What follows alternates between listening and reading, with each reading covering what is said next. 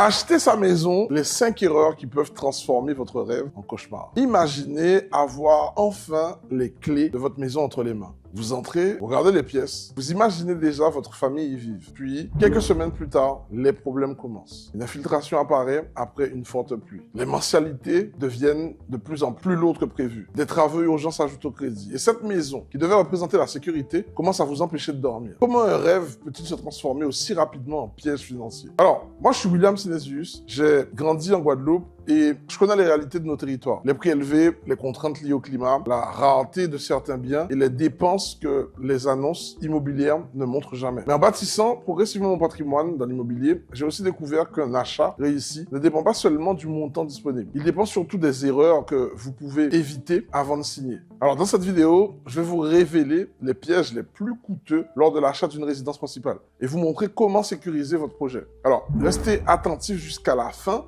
car la dernière erreur est celle que beaucoup d'acheteurs commettent précisément où ils pensent avoir enfin trouvé la maison parfaite. Alors, dans cette partie 1, on va voir comment ne jamais acheter sans comprendre le marché local. Prenons l'exemple de Nadia. Elle vit en Guadeloupe et cherche une maison pour sa famille depuis plusieurs mois. Un jour, elle visite un bien lumineux, bien situé en apparence, avec une terrasse et suffisamment d'espace pour ses enfants. Elle tombe immédiatement sur le charme. Le problème, c'est qu'elle regarde la maison avant d'étudier le marché. Elle ne compare pas les prix avec les biens similaires du secteur. Elle ne vérifie pas l'évolution du quartier, les risques naturels, la circulation, les projets à venir, ni les contraintes d'assurance. Elle se dit simplement que si elle attend trop longtemps, quelqu'un d'autre achètera avant elle. Et c'est exactement ainsi que naissent les mauvaises décisions. Un bien peut sembler séduisant tout en étant surévalué, mal placé ou difficile à revendre. Aux Antilles, la localisation, l'exposition, l'humidité, les accès et les contraintes climatiques peuvent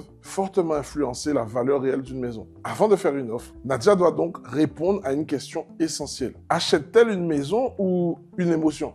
Car le prochain piège est encore plus discret, plus subtil. Tous les coûts qui n'apparaissent jamais dans le prix affiché. Alors, voyons ensemble cette partie 2, les coûts cachés qui peuvent faire exploser votre budget. Nadia pense d'abord que le prix affiché correspond presque qu'au coût réel de son achat. Pourtant, lorsqu'elle commence à faire ses calculs, elle découvre une toute autre réalité. Autres frais liés à l'acquisition peuvent s'ajouter, l'assurance, la garantie du prêt, les éventuels travaux, le déménagement, l'équipement, l'entretien du terrain, certaines réparations urgentes et parfois des charges plus élevées que prévues. Le vrai danger n'est donc pas seulement d'acheter trop cher, c'est d'acheter sans garder suffisamment d'argent pour l'après. Une maison peut paraître accessible sur le papier, puis devenir difficile à supporter dès le premier mois. Une toiture à reprendre, un problème d'humidité ou une installation électrique vieillissante peut rapidement déséquilibrer tout le budget familial. Alors, avant de signer, Nadia doit créer une marge de sécurité et calculer le coût global du projet. Pas seulement le montant du crédit.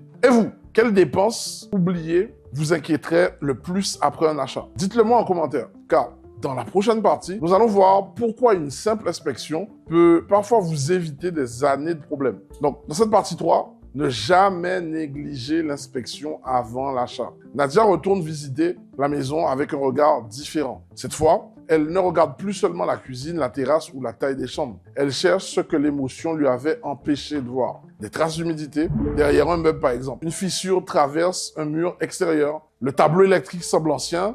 Et une partie de la toiture présente des signes d'usure. Aucun de ces problèmes n'était clairement visible lors de la première visite. C'est pour cette raison qu'une inspection sérieuse est indispensable. Il faut vérifier la structure, la toiture, l'électricité, la plomberie, la ventilation, l'assainissement, les infiltrations et les éventuels dégâts causés par les termites. Lorsque vous avez un doute, faites intervenir un professionnel indépendant. Le coût d'un contrôle reste souvent bien inférieur à celui d'une réparation importante après la signature. Nadia découvre alors que cette maison parfaite nécessiterait plusieurs dizaines de milliers d'euros de travaux. Mais elle doit maintenant affronter le piège le plus difficile, renoncer à un bien qu'elle aime avant que la peur de le perdre ne lui fasse prendre une mauvaise décision. Dans cette partie 4, on va analyser la précipitation. L'erreur qui coûte le plus cher, c'est la précipitation. Nadia sait désormais que la maison présente des défauts importants. Pourtant, elle hésite encore à renoncer. Le vendeur lui explique qu'un autre acheteur serait intéressé et qu'elle doit se décider rapidement. C'est à ce moment précis que la peur remplace l'analyse. Beaucoup d'acheteurs pensent qu'ils ne retrouveront jamais un bien aussi séduisant. Ils minimisent alors les travaux, acceptent un prix trop élevé et signent sans demander de seconds avis. Nadia choisit finalement de ralentir. Elle consulte un professionnel du bâtiment, échange avec son conseiller financier et fait estimer le véritable coût des réparations. Les chiffres confirment ce qu'elle redoutait. En achetant cette maison, elle aurait mis sa famille sous pression pendant plusieurs années.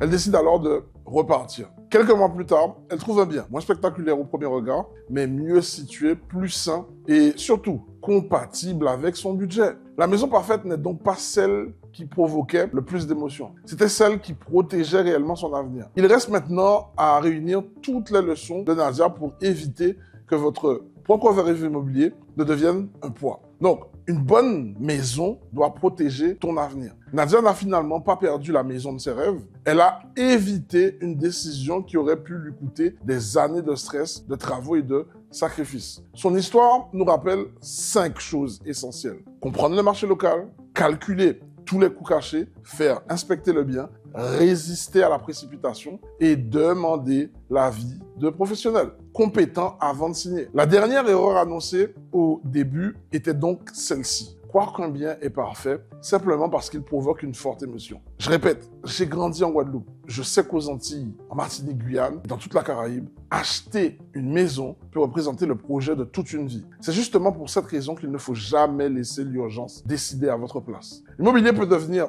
un véritable levier de sécurité et de liberté, à condition d'avancer avec une méthode claire pour apprendre à structurer votre projet, éviter les pièges et poser les bases d'un patrimoine solide. Alors, si cela vous intéresse, rejoignez mon challenge immobilier grâce au lien dans la description. Puis, regardez la vidéo affichée à l'écran. Je vous y montre comment préparer un dossier immobilier capable de rassurer une banque, car la meilleure maison n'est pas seulement celle dans laquelle vous vous sentez bien aujourd'hui, c'est celle qui ne vous fera pas regretter votre décision de demain.